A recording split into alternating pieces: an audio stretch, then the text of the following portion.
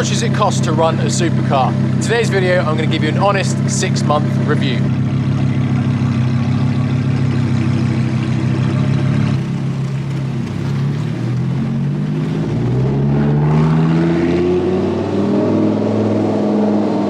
Because I guarantee you, it's not as much as you'd expect. Now, if you're anything like me, you do not have hundreds of thousands of pounds to spend on a supercar, so you go for the sort of budget entry supercar.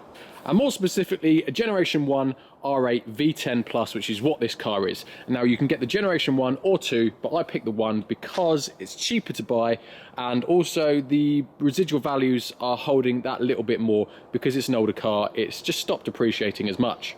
And when you buy cars using finance, which is what I'm going to be talking about in this video, you want two things. You want to borrow as less money as possible, and also for the residual to be quite strong as well to help your monthly payments. And before anyone starts, I'm not giving out advice. I know that borrowing money, especially a lot of money, it costs a lot of money in interest. I'm purely here to state the facts. Now, the way I see it, there's two ways to finance the R8. You can either do a PCP or an HP, one which has lower monthly payments and the other one which will save you in interest in the long term. But let's just take 5 seconds to appreciate how good this thing looks. I mean, it is 10 years old and it just doesn't look like it at all. Now, when I say this is like a budget entry supercar, this is a 60 grand car, which is, as far as supercars goes, it's the cheapest one you can get, and it's definitely not the worst. So along with how much it costs to own this car, I will talk about running costs as well and what it's like to live with an R8. I don't use it day to day, but when I do use it, I'll let you know what it's like. I am just really reluctant to go out for a drive at the minute because I've just had it ceramic coated and polished, and it is literally immaculate at the minute. And we're now nearly December, the roads are awful, and I don't want to get it dirty.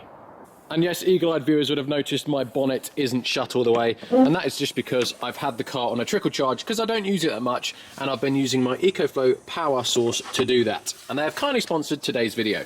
EcoFlow has eco-friendly power solutions that allows you to have power in any location, no matter how remote.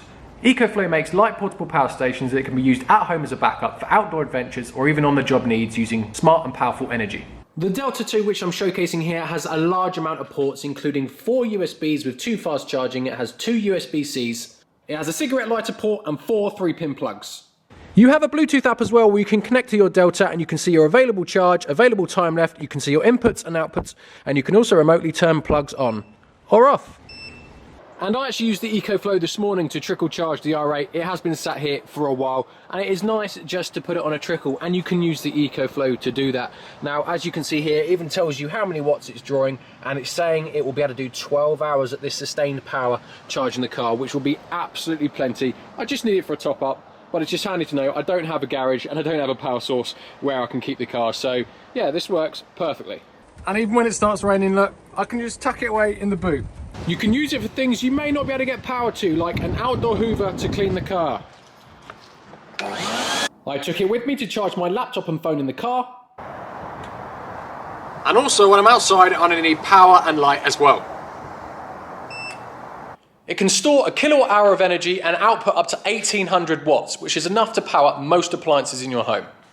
And if you're on a nice sunny trip or even in your garden and the sun's out, you can use a solar panel too, which can actually charge it fully in 3 to 6 hours. And if 1 kilowatt hour wasn't enough, you can get additional batteries and double it and triple it up to 3 kilowatt hours. So it's fairly small, it's fairly light, only a few kilos. You can get a waterproof bag for it as well, so you can take it pretty much anywhere. EcoFlow are actually doing the biggest discount of the year for Black Friday, up to £300 off, but be quick because it only lasts for a few days up to the 28th of November. So as I said, click the link in my description and head over to their website. So I just want to say a massive thanks to EcoFlow for sponsoring today's video. So before we go for a drive, I'm going to run you through some figures on how much it will cost to buy this car and a comparable average everyday car. So I've got in front of me here a finance calculator, so I'm just going to show you how much I paid for the R8 and what also you can get for similar money like an everyday car. So we're going to start with the R8, and I've got like a finance calculator here on the screen, and we're going to start with the interest rate because I got lucky. Bad timing, interest rates have gone up a lot recently, so I don't think you'll be able to get a 5% rate at the moment, but that is what I got. Obviously car value here, we've got £60,000. 5% APR, 3 years, 20% deposit, which is 12 grand, and there is the balloon of 42, And as you can see, look, it's only £354 per month. Now, yes, you can argue that the majority of that is interest, and I can see that there, and interest is not good. But if I want an R8 and I've only got 20% deposit, I've got to do it. It's either that or I don't buy the car. So it is what it is. There is the unfortunate high interest. I mean, if we put it up to what today's interest rates are, which is roughly 9 to 10% now, and we can see how much that just goes up. I mean, if I got offered 9% now, I wouldn't have bought the car, because look, I'm nearly doubling my interest at nearly £13,000. So I wouldn't have bought the R8 at today's prices. So I don't know if this is going to make the whole video completely redundant, but I'm just giving you an example. Now, if we go on to an everyday car, let's go to an Auto Trader, and here, look, I have found 2021, so it's a year old, just over a year old, bog standard, 2 litre petrol, A4 Avant, from an Audi dealer, second hand. I mean, it's done nearly 10,000 miles. So it's an average, everyday, nearly new car. But if we go to the finance calculator on here, look, and I put in the same deposit, just so we can keep it like for like, car price there, balance to finance, keep it the same, annual mileage 6,000 term, keep the term the same, and you can see, look, 502 versus 520. So it's only £18 more per month to own the R8, but that is not the true cost, because the balloon here on the A4 is, where is it, balloon PCP, £19,600, and the chances are it will only be worth either that or only maybe £1,000 or £2,000 above that balloon. So if you were to give that car back after 36 months, you might get £1,000 to £2,000 back for you to put down as a deposit onto your next car. However, with the R8, I would probably get back £10,000 to £15,000. So that just goes to show you that although the monthly payments are even similar, the R8 is a lot cheaper after the 3 years. So that is the breakdown of the cost of the R8, and also comparing it to an everyday standard car. Now, I play around with finance calculators all the time, so I mean, you can have less deposit, more deposit, pay it over a longer term, higher mileage. There's so many different variants, but that is an example of a monthly payment that I pay. So now that's the buying cost figures out the way, we're all set up, let's go for a drive and talk about driving, fuel consumption, road tax costs, etc. Right, let's go for a drive.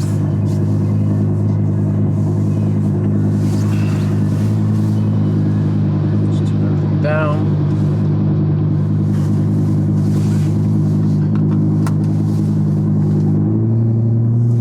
Road's still wet. At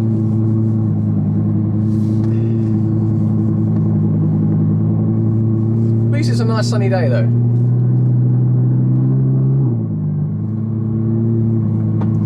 And if anyone's wondering, no, the exhaust isn't standard if you haven't already worked that out.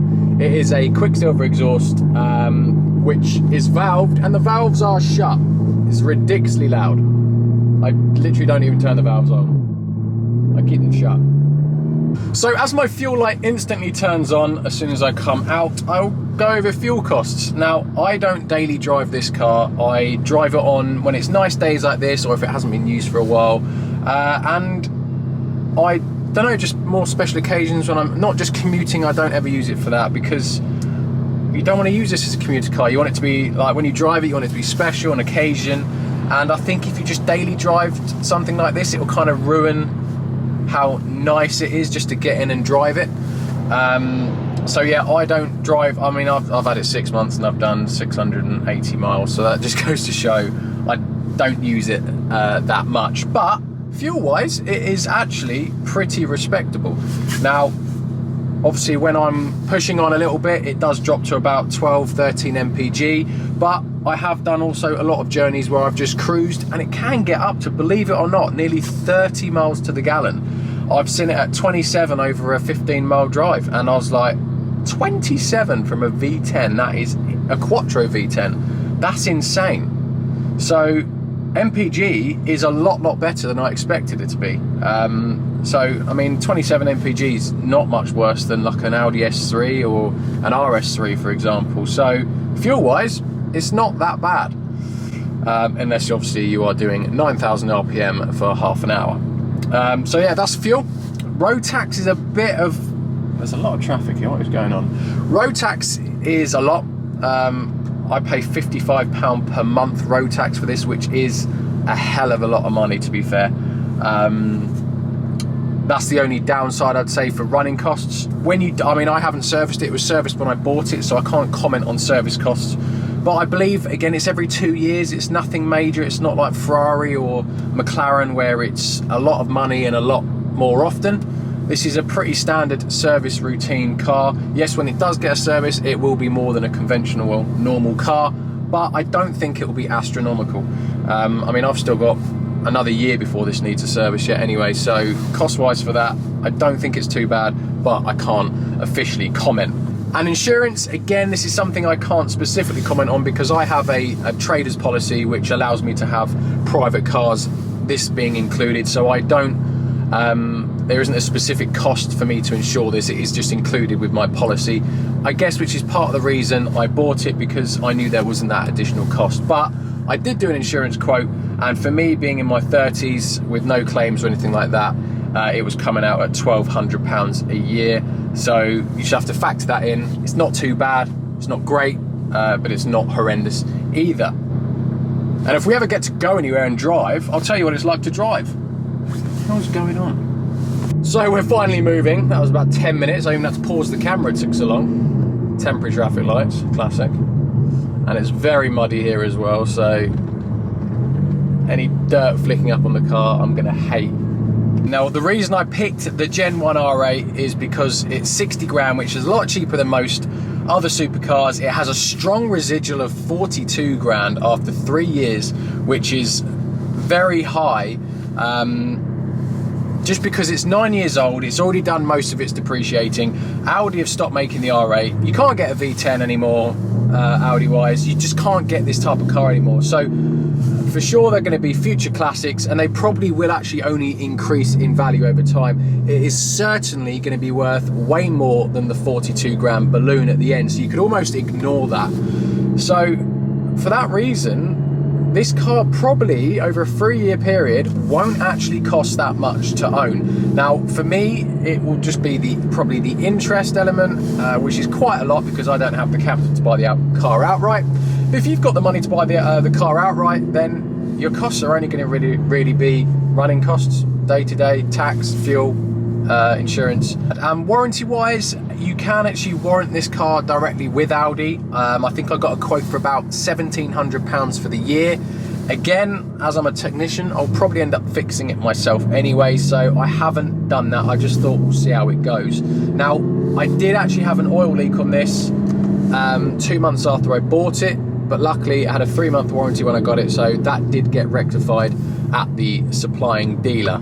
But weirdly, if you went with something like an older Ferrari that are only just going up in value, then those type of cars at the end of it will be worth more than you paid for it, which means they cost nothing, absolutely nothing to own. It'll be cheaper to run like a 458 that's going up in value than a Ford Fiesta, just because their work is going to be worth more by the time you sell it than what you bought it for. But I definitely won't get financed on a 458. So for me, I'm going to stick with my Gen 1 Audi R8, a nice entry level supercar, which is fairly affordable to run.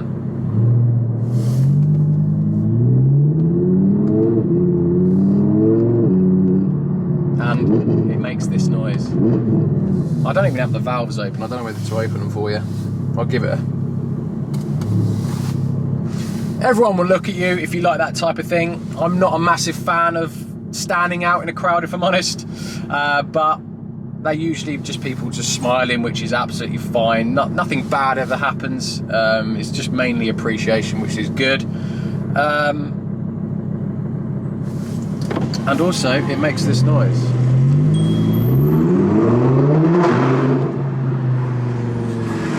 Which is never going to get old.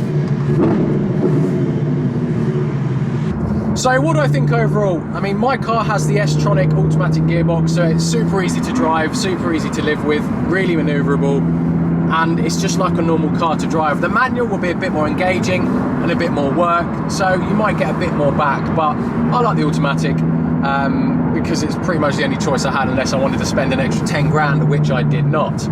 So for me, I think this is a fairly cheap supercar to own and run.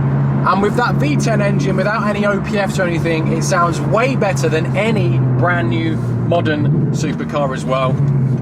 So it's a win-win, and let's be honest, you buy a supercar mainly for the engine, mainly for the sound, because it sounds insane, and you're just not going to beat a V10 that sounds like this.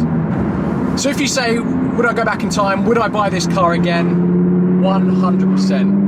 Just for this.